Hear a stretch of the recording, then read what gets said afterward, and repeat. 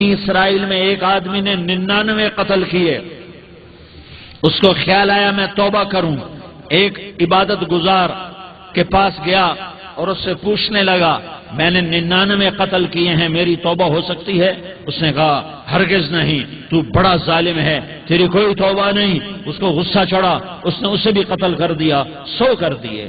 پھر اس کو خیال آیا میں توبہ کروں، تو وہ ایک عالم کے پاس گیا اور اس سے پوچھنے لگا میں نے 100 قتل کیے ہیں، کیا میری توبہ ہو سکتی ہے؟ کہ بیٹا کیوں نہیں ہو سکتی توبہ؟ ہائے ہائے ہائے ہائے ہائے.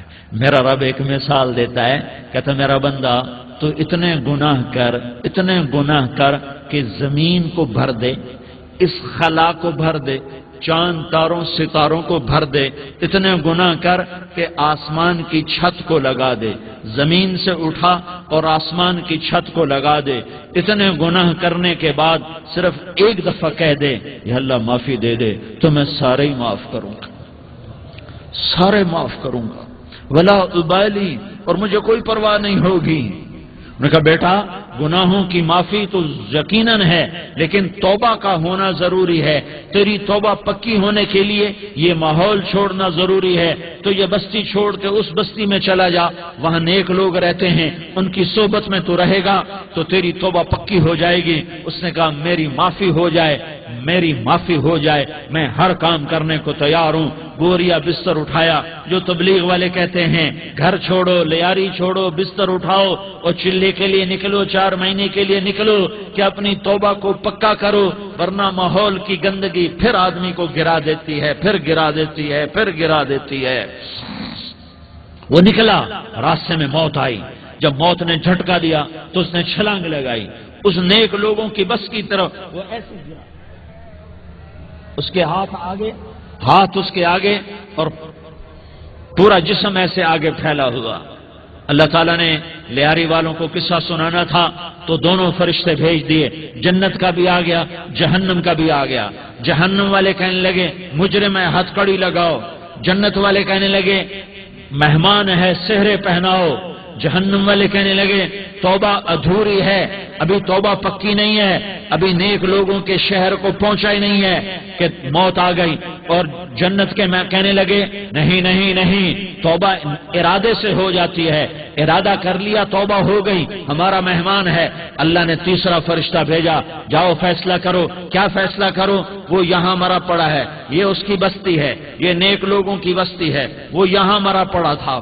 اللہ تعالیٰ نے کہا فیصلہ کیا کرتا ہوں کہ یہ فاصلہ ناپو، اگر گھر کے قریب ہے تو دوزخ والے لے جاؤ، اگر نیک لوگوں کی بستی کے قریب ہے تو جنت والے لے جاؤ. یہ میرا فیصلہ ہے. ہائے ہائے واہ میرا رب، میں تیرے قربان. ہوا کیا تھا؟ وہ گھر کے قریب تھا اور نیک لوگوں کی بستی سے دور تھا.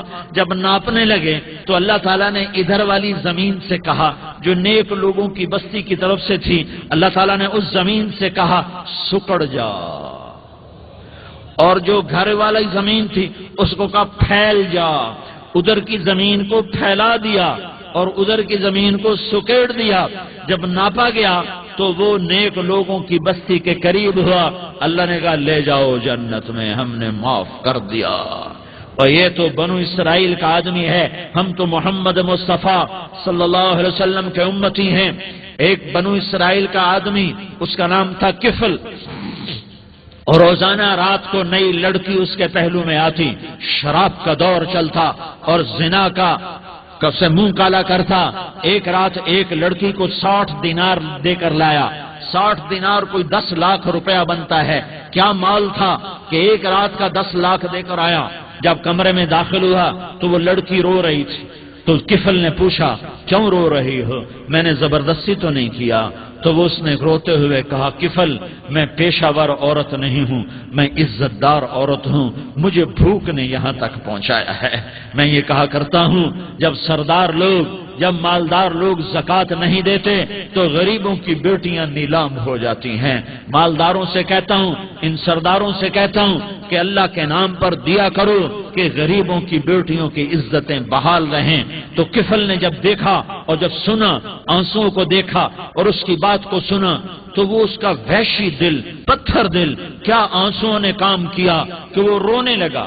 کفل رونے لگا اور کہنے لگا کہنے لگا بہن جس عزت سے آئی تھی اسی عزت سے واپس چلی جا، اور میں بڑا کتا انسان ہوں، میں بہت گندا انسان ہوں، میں تیرے آنسوؤں کے طفیل توبہ کرتا ہوں، تو میرے لیے دعا کر دے، اللہ میری بخشش کر دے، اور تو چلی جا اپنی عزت کی سلامتی کے ساتھ، اور جو مال میں نے تمہیں دیا تھا تمہیں ہدیہ۔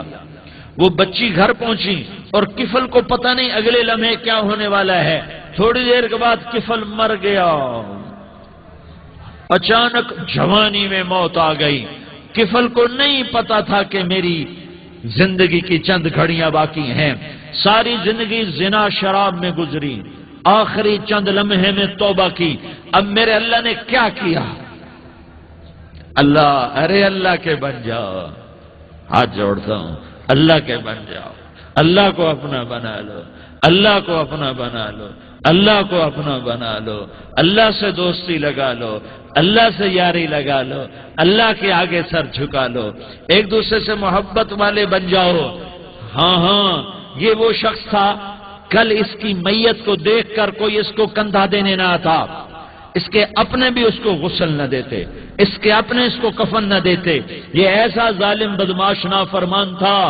ہاں ہاں، سنو سنو، کفل موسیٰ علیہ السلام کا امتی، طارق جمیل محمد مصطفیٰ کا امتی، سردار عزیر محمد مصطفیٰ کا امتی، ہمارے پیچھے محمد مصطفیٰ کے آنسو ہیں، آہیں ہیں، سسکیاں ہیں، فریادیں ہیں، دعائیں ہیں، یہ بنی اسرائیل کے گناہگار کے لیے کیا کر دیا، کیا کر دیا، کیا کر دیا۔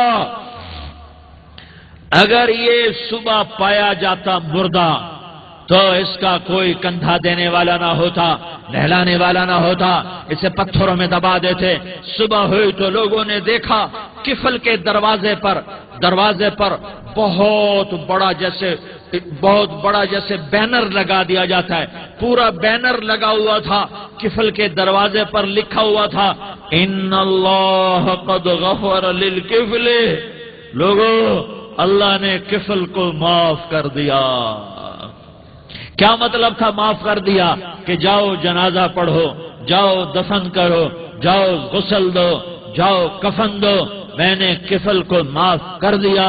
میرے بھائیو، اپنے اللہ سے اپنا تعلق بناؤ، اور اللہ سے تعلق بنتا ہے توبہ کے ساتھ، اس کے در پر حاضری دینے کے ساتھ، اور محمد مصطفیٰ